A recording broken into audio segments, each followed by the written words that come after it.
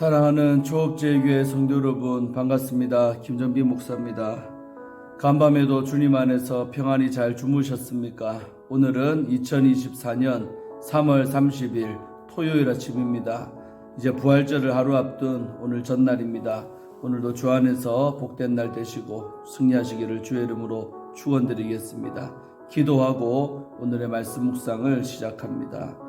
하나님 아버지 감사합니다.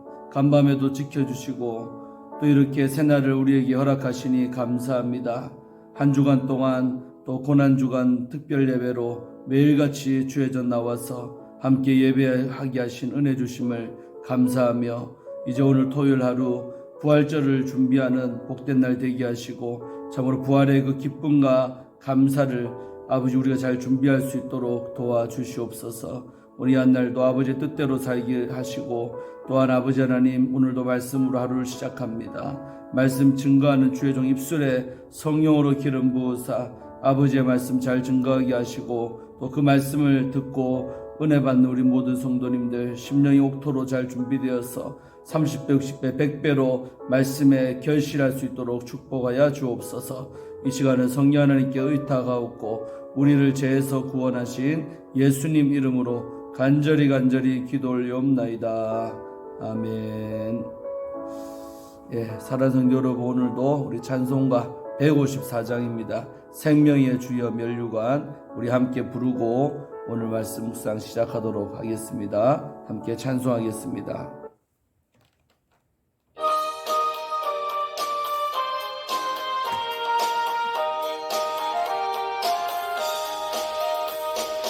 생명의 주여 면류관 받으시옵소서. 날 위해 쓰신 가시관 나 기억합니다. 저 겟세마네 기도를 늘 기억하게 하시고 그 십자가의 은혜로 날 인도하소서. 누셨던 무덤 내게도 보이시옵소서. 잠드신 동안 천사가 굳게 지키었네. 저 겟세마네 기도를 늘 기억하게 하시고 그 십자가의 은혜로 날 인도하소서. 마리아처럼 새벽에 주께로 갑니다. 빈 무덤 내게 보이사 날 가르치소서. 저 겟세마네 기도를 늘 기억하게 하시고 그 십자가의 은혜로 날 인도하소서.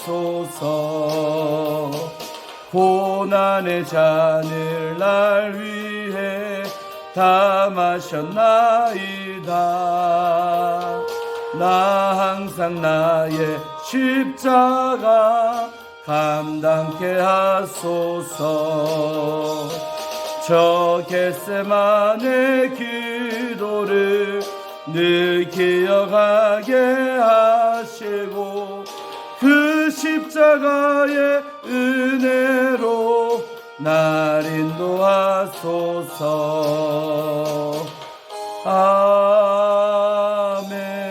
아멘. 할렐루야. 우리가 저 겟세마네 정말 십자가의 그 은혜를 생각하며 승리하는 한 날 되기를 주의 이름으로 축원드리겠습니다.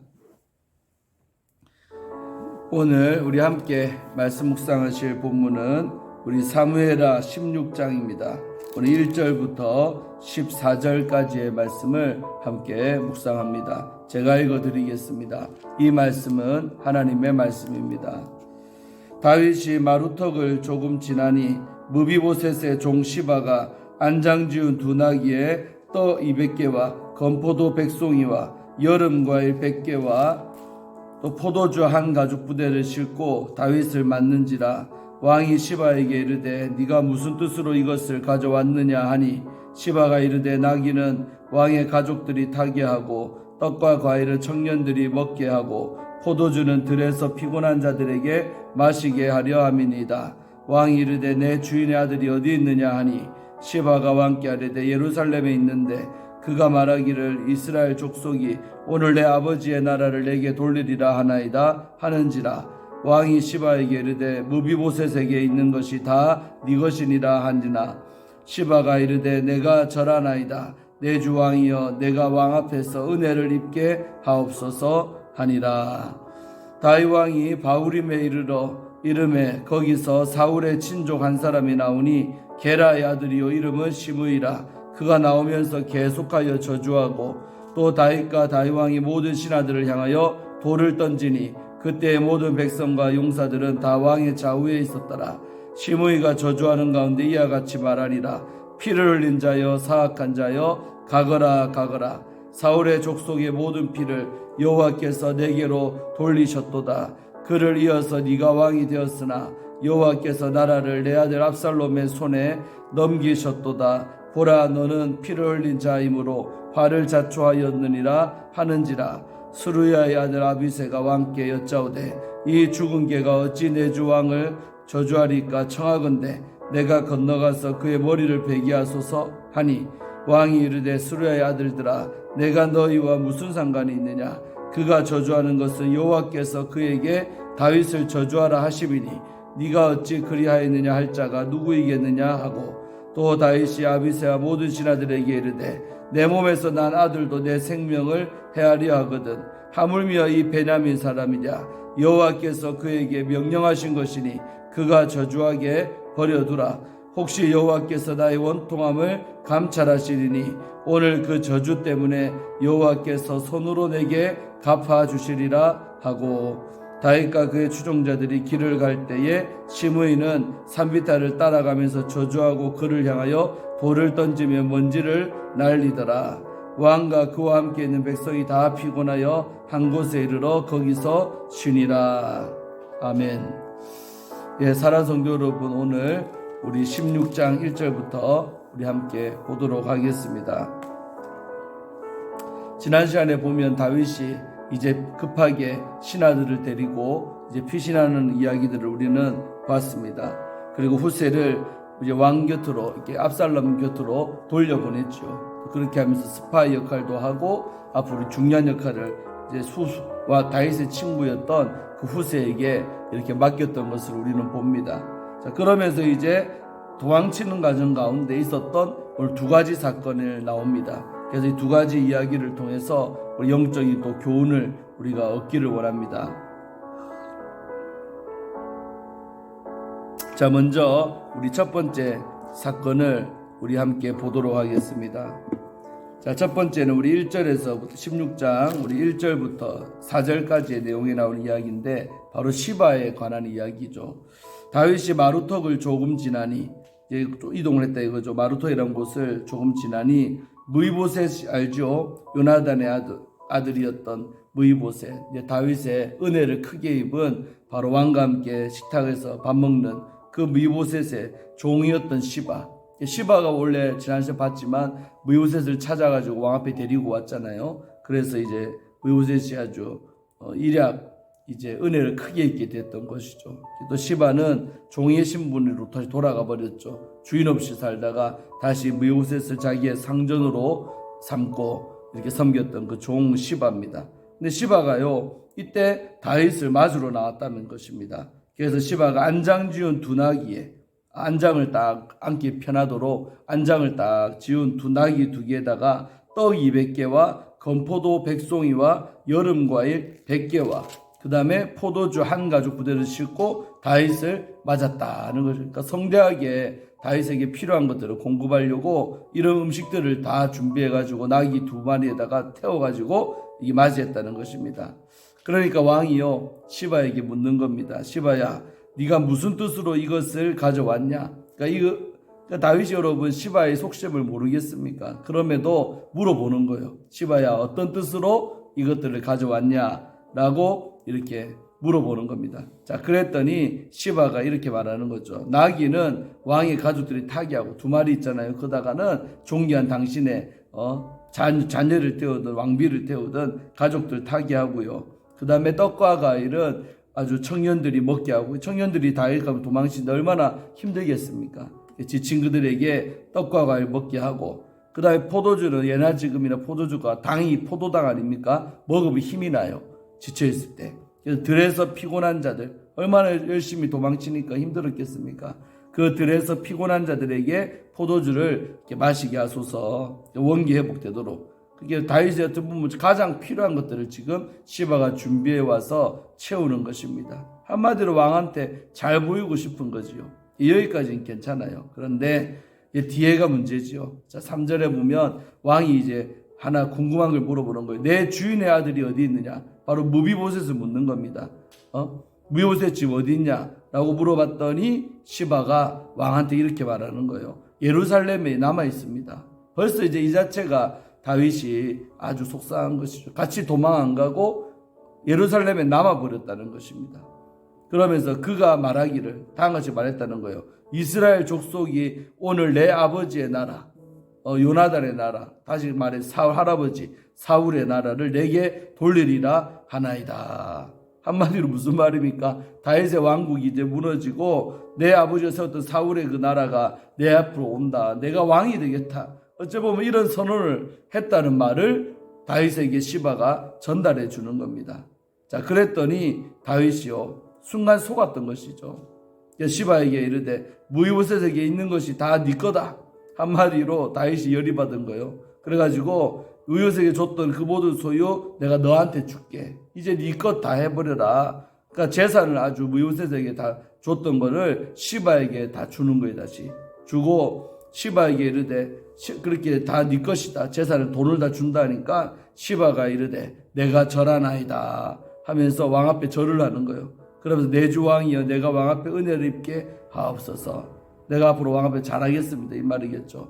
은혜 입게 해달라고 말하는 것입니다. 여러분 문제가 여러 가지가 있습니다. 뭐냐면 오늘 시바가 3절에 보면 거짓말하는 겁니다. 무이보셋이 은혜를 여러분 잊어먹고 혼자 출세하려고 남았던 것이 아니라 알다시피 여러분 무이보셋은 뭡니까? 2다리를 저는 장애자입니다. 다시 말해 종이었던 시바가 얻고 오든 모시고 가든 함께 도망가야 되는데 시바가 혼자 도망친 거였어요. 그래놓고 덮어 씌우는 거죠. 저 무이보셋이 남았다고. 자기가 안 도와줬고 남겨놓고. 그 다음에 뒤에 했던 말들은 나중에 뒤에 보면 알겠지만 무이보셋이 하지도 않은 말입니다. 그러니까 하지도 않은 말을 지어내서 거짓말을 한 거예요. 그래갖고 배신한 것처럼 무이보셋을 말했던 것이죠. 그러니까 다윗이 속상하잖아요. 얼마나 큰 은혜를 입혔는데 저 무이보셋이 자기를 배신했다 생각하니까 다윗도 이때요 실수한 것은 무엇입니까? 물론 이제 이때 삼자 대면을 할 수가 없죠. 무이보셋이 눈앞에 없으니까. 그런데 한쪽 사람의 말만 듣고 믿어버렸던 것이죠. 시바의 말을 다윗이 순간 그냥 그대로 그냥 믿어버린 거예요. 그러고 나서 화가 나니까 화가 난 채로 감정적으로 결정을 내렸죠. 무이보셋이 줬던 그 재산들 다 네 해버려라. 네 거 가져라. 이런 식으로. 그러니까 다윗이 이때 상대방 한쪽의 시바의 말만 듣고 성급하게 감정적인 결론을 낸 것입니다. 우리도 인생 살아가다 보면 한쪽만 말 듣고요. 잘못된 결정 내릴 때가 너무나 많습니다. 말이란 거는 쌍방향 말을 다 들어봐야 되는 거예요. 실제 누구 말이 진실인가, 누구 말이 진짜인가를 우리는 분별해야 되는데 한쪽 사람이 와서요 이렇고 저렇고 말하면요 그 말을 그냥 그대로 믿어버리는 거죠. 이게 우리의 연약함이고 실수입니다. 그래서 절대로 한쪽 사람 말만 듣고 성급하게 결정하면 반드시 후회할 일이 생기는 거죠. 나중에 보면 이제 다윗이 왕의 자리에 복귀했을 때 그때 무이보셋이 나타납니다. 나타나서 자초지경을 쫙 얘기하니까요 다윗이 얼마나 부끄러웠겠습니까? 아이고 내가 저 종놈 시바의 말만 듣고 그렇게 무이보셋을 오해했구나 하면서 다윗이 나중에 뉘우치고 후회하는 장면이 나옵니다. 여러분 그래서 우리가 항상 한쪽 말 듣고 이렇게 성급하게 결정내지 말고 그렇게 하시기를 바라고 또 이 무이보셋 시바라는 이 인물도 얼마나 여러분 간악합니까? 거짓말을 하지요. 아주 마귀의 전형입니다. 그리고 여러분 시바가 왜 이때 이렇게 했겠습니까? 시바가요 그동안 앙심을 품었던 것입니다. 자기가 편안하게 살다가 무이보셋의 출처를 다윗이 불러서 물어볼 때 알려준 게 실수죠. 안 알려줬으면 자기 종들과 함께 편안하게 살았을 텐데 알려주는 바람에 무이보셋이 예루살렘에 왔고 결국 자기의 상전이 돼서 지금까지 자기 위에 왕노릇했는데 그 꼴을 시바는 보기 싫었던 것이죠. 앙심을 품고 있다가 이때 기회다 싶어서 그렇게 무이보셋에게 덮어 씌워가지고 아주 이런 짓을 했던 것입니다. 그래서 우리가 이렇게 간악한 인간들이 늘 우리 주변에 있다는 것도 우리도 늘 기억하셔서 또 사람도 잘 보시고 또 사람을 잘 분별하는 것도 하나님의 은혜라고 할 수 있습니다. 사람이라고도 사람의 말이라고 우리가 다 믿어서도 되는 게 아니지요. 자, 어쨌든 한 사건이 끝납니다. 이렇게 됐고, 자, 그리고 이제 다윗이 점점 이제 이렇게 원기를 시바가 제공한 음식들을 먹고 힘을 내가지고 또 열심히 도망치는 거예요. 자, 도망치다가 또 한 사건을 만나는데 그 배경은 뭐냐? 바로 다윗 왕이 바후림이라는 곳에 이르는 거예요. 바후림. 거기 갔는데 거기에서 그 바후림 지방이 아주 토호, 힘 있는 자가 누구였냐면 바로 시므이라는 사람이에요. 근데 시므이는 사울의 친족 한 사람이 나왔다 그랬죠. 그러니까 사울의 친척지간이었던 거예요. 그러니까 사울 시대에는 얼마나 시므이가 떵떵거리면서 살았겠습니까? 그런데 정권 바뀌고 다윗이 왕이 되면서 찬밥 신세가 된 게 바로 이 시므이라는 사람이에요. 그래서 게라의 아들, 그 시므이 아버지 이름은 게라고 이름은 시므이인데 그 사람이요 바후림에 딱 다윗이 지나가는데 어떻게 나오느냐? 계속하여 저주했다는 거예요. 막 다윗에게 저주를 퍼붓는 겁니다. 그리고 또 다윗과 그의 왕의 모든 신하들을 향하여 돌을 막 집어던지고 모욕감을 주는 거죠. 돌 던지고. 그때의 모든 백성과 용사들은 다 왕 좌우에 이렇게 시립하고 있었던 거예요. 근데 그들을 향해서 저주하지요. 돌 던지지요. 그러면서 시므이가 저주하는 말이 뭐라고 합니까? 7절에 이와 같이 말하니라. 피를 흘린 자여 사악한 자여 가거라 가거라. 그러니까 다윗을 향해 너는 피를 많이 흘렸다. 피 흘린 자여 사악한 자여 꺼져라 꺼져라. 우리말로 하면 가거라 가거라. 꺼져라 꺼져라. 이런 식으로 막 저주를 퍼붓는 거예요. 그러면서 한다는 말이 8절 사울의 족속의 모든 피를 네가 그 사울 집안을 도둑을 냈는데 그 모든 피를 여호와께서 네한테 지금 갚아주는 거다. 이 상황이 하나님께 저주받았다 이 말입니다. 그러니까 그를 이어서 사울을 이어서 네가 왕이 되었으나 여호와께서 나라를 네 아들 압살롬의 손에 넘기셨도다. 그러니까 사울의 탈취된 그 정권이 이제 네 아들에게로 이 나라가 돌아갔다. 너는 이제 끝났다는 거예요. 압살롬의 손에 넘기셨도다. 보라 너는 피를 흘린 자이므로 화를 자초하였느니라. 너가 피를 많이 흘린 것이 원인이다. 그러면서 아주 화를 자초한 거다. 이 꼴 당한 것 잘 된 기다. 그러면서요 막 이런 모욕감을 시므이가 주는 것입니다. 왕한테. 여러분 사람이요 도망치는 것도 힘들어 죽겠는데 이다 대놓고요 지금 막 저주를 퍼붓고요 꼴 좋다 이러면서요 네가 그렇게 사울에게 하더니 네가 화를 자초한 거다 이러면서 이런 모욕감을 막 시므이가 말로써 얼마나 사람을 공격하는지 모릅니다. 자 그랬더니 여러분 다윗의 옆에 호위무사 누굽니까? 아비새가 이때 등장합니다. 항상 아비새가 등장해요. 수르야의 둘째 아들이었던 첫째 아들은 요압이요 둘째는 이제 아비새인데 이 아비새가 옆에 시립하고 있다가 왕께 여짜오되 죽은 개가 시므이를 보고 죽은 개라 하는 거예요. 죽은 개가 어찌 내 주 왕을 저주하리까? 어찌 저런 놈이 우리 왕을 지금 저주합니까? 청하건대 내한테 허락하시면 내가 건너가서 그의 머리를 베어오겠습니다. 우리가 도망치지만 내가 저 사람 머리 하나 못 베어오겠습니까? 싸움 잘하죠. 날쌔죠 아비새가. 허락만 하면 내가 넘어가서 저 사람 머리 베어오겠습니다. 자 이렇게 했어요. 자 그랬는데요. 여러분 이때 다윗의 태도를 보면 얼마나 다윗이 도망치는 가운데서도 철저하게 영적인 사람이라는 것을 깨달을 수가 있는 겁니다. 이렇게 여러분 만약에 다윗이 몸도 피곤하고 내 신세도 처량한데 그다 대놓고 저주하는 사람 만난 거예요. 그러면 이때 만약에 다윗이 감정적으로 인간적으로 결정했으면요 자기도 화났겠죠. 나에게 저주하니까 모욕감을 주니까. 그러니까 아비새가 그렇게 했을 때 허락했을 겁니다. 그래 좋다. 가서 저 사람 머리 베어오너라.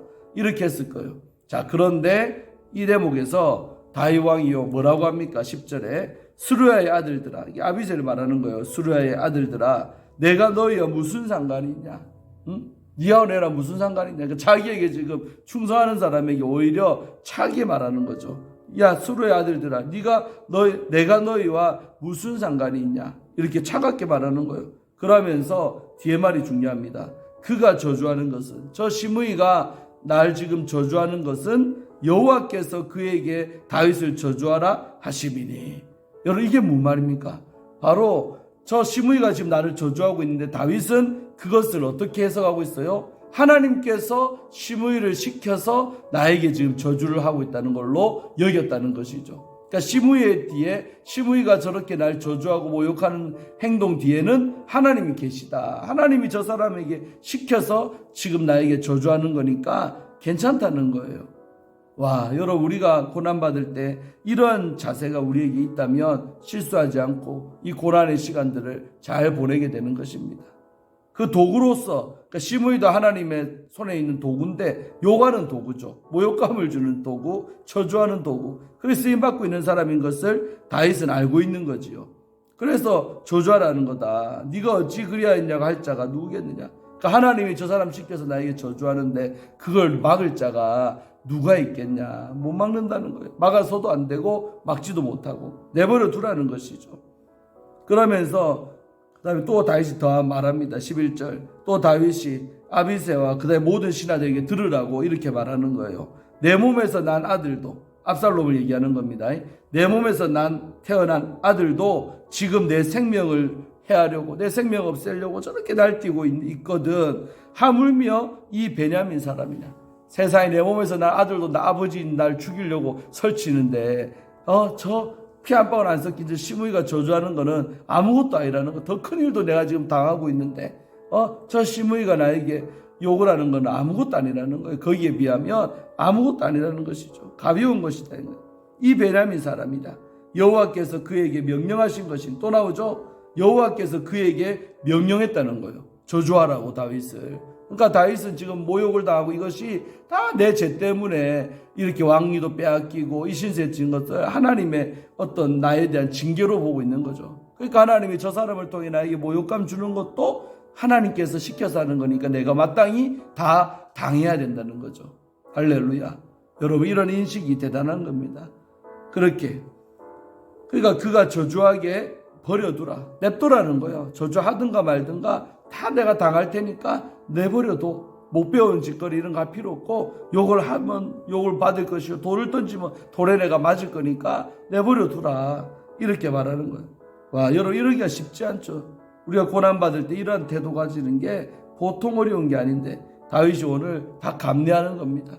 고난 뒤에 계시는 하나님, 징계 뒤에 계시는 하나님을 믿었기 때문에 이러한 태도로 반응했던 것입니다. 자, 그러면서요 12절에 보면 혹시 여호와께서 나의 원통함을 감찰하시니, 혹시라도 우리 하나님께서 나의 원통함, 속상함, 원통하게 하다는 거죠. 다윗도 안 원통하다는 게 아니에요. 원통한데 이 나의 원통함을 우리 여호와께서 다 감찰하신다, 알고 계실 거다는 거예요. 그래서 오늘 그 저주 때문에 여호와께서 손으로 내게 갚아주시리라. 내가 이 저주를 다 받는데 우리 하나님은 혹시라도 은혜 베풀어 주시면 저 저주한 것 때문에 여호와께서 손으로 내게, 저주가 바뀌어서 오히려 손으로 나한테 갚아주실지 어찌 알랴. 그러니까 우리가 하나님의 크신 뜻을 믿고 저렇게 저주까지도 다 모욕감을 다 받자는 겁니다.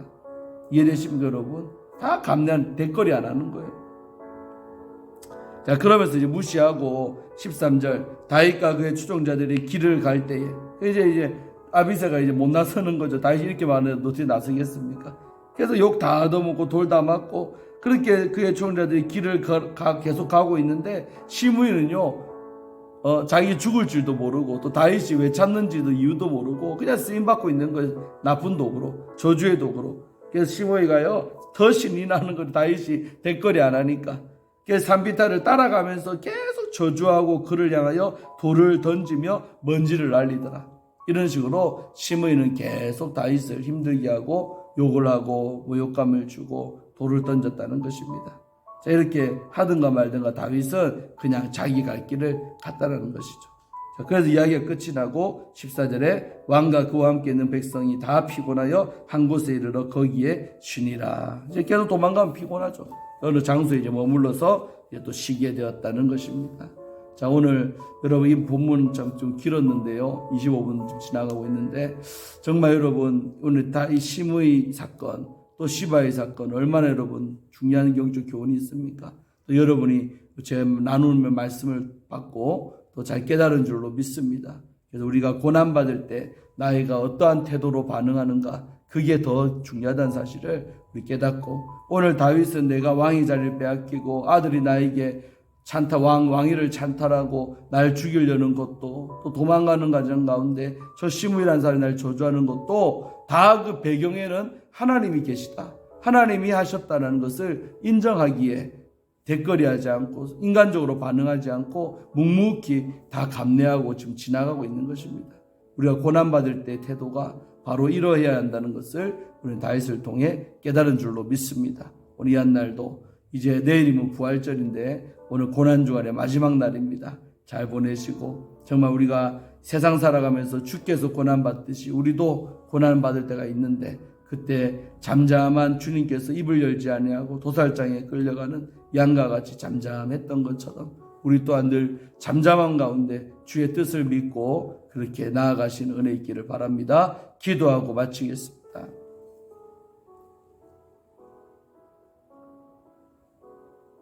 하나님 아버지 감사합니다. 오늘 우리 사무엘하 16장 말씀을 통하여 자로 다윗이 이렇게 도망자의 신세가 돼서 도망쳐갈 때에 참으로 그 종이었던 시바의 말을 듣고 또 실수로 그런 결정하는 것도 보았고 또한 그런 아버지 시므이라는 사람이 다윗을 모욕하고 저주할 때 그 사람을 죽이지도 않고 건들지도 않고 그 사람 배경에 있는 하나님의 뜻을 믿고 묵묵히 모든 모욕을 다 당하고 정말 돌도 맞고 했던 오늘 다윗의 모습을 볼 때에 예수님의 모습을 봅니다. 아버지 우리도 우리 삶 가운데서 참 내가 지은 죄로 인해 고난받고 힘들 때에는 묵묵히 그 시간들이 다 끝날 때까지 우리가 잠잠히 주를 바라보며 하나님의 뜻을 믿고 인간적으로 반응하지 않고 그렇게 가기를 원합니다. 이것이 바로 성숙한 우리 그리스도인의 고난을 대하는 우리의 태도가 아니겠습니까? 아버지 하나님 인간적으로 고난받을 때 환난당할 때 반응하지 말게 하소서. 정말 주를 믿고 정말 징계하게 하신 그 아버지의 뜻을 믿고 갈 때에 반드시 징계는 끝이 있고 또 아버지께서 또 선으로 갚아주시는 날이 올 줄로 믿사오니 오늘 다윗처럼 성숙한 이 신앙적인 태도가 우리의 태도가 되기를 원합니다. 우리도 고난을 잘 받고 환난도 잘 통과하고 역경도 잘 이겨내서 마침내 좋은 날 오는 날이 올 줄로 믿사오니 또 그날에 감사하며 기뻐하는 우리가 다 되게 하여 주옵소서. 또 이렇게 길었던 사순절이 다 끝이 나고 이제 내일이면 이제 부활절을 맞이합니다. 아버지 하나님 부활절 기쁨으로 맞이하게 하시고 오늘 한날도 잘 부활절을 준비해서 정말 주님과 함께 우리도 함께 부활할 수 있는 은혜를 베풀어 주시옵소서. 감사드리고 오늘도 잘 좋은 날 되고 주 안에서 잘 준비하는 예비일이 될 수 있도록 축복하여 주옵소서. 감사드리고 예수님 이름으로 간절히 축복하며 기도 올리옵나이다. 아멘. 사랑하는 성도 여러분 잘 지내시고 또 오늘 저녁에는 이제 예배가 없죠. 잘 준비하셔서 내일 부활절 날 교회 오셔서 부활의 기쁨을 함께 우리 나눕시다. 내일 뵙도록 하겠습니다. 샬롬.